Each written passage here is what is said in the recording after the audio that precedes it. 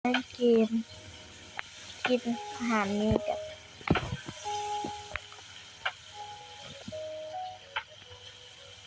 อาหารทะเลไม่ได้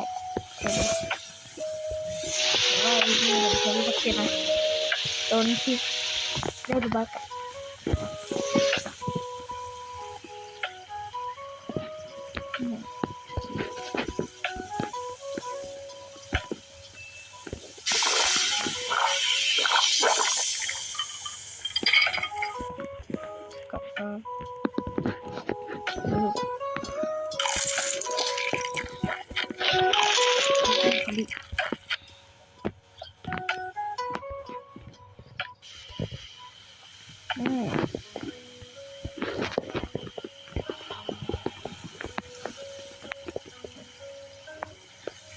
ของหวานต้องมีคือ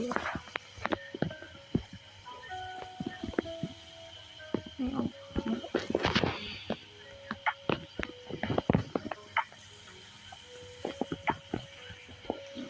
อันนี้ใช้คือซูชิ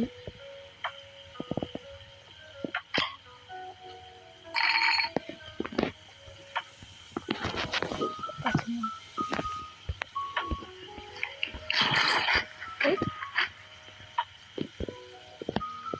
โอเค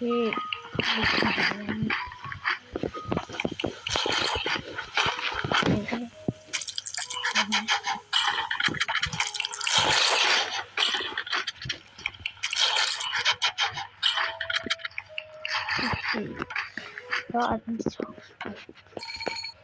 พายอย่างนี้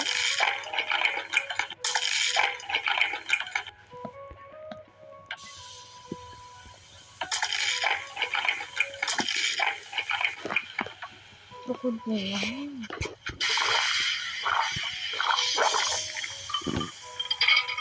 ที่มากินอาหารทะเลกัน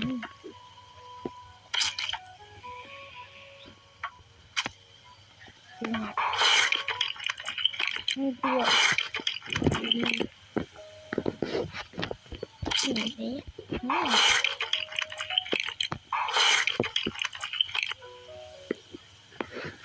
ตรงนี้กดโอเคเอาไประบบถ้าดึกกินกับ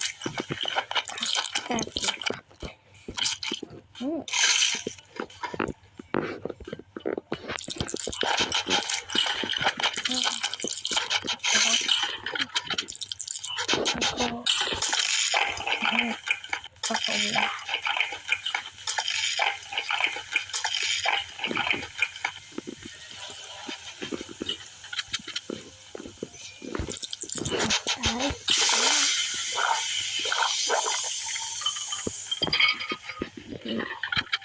ไปเลยครับบ๊ายบาย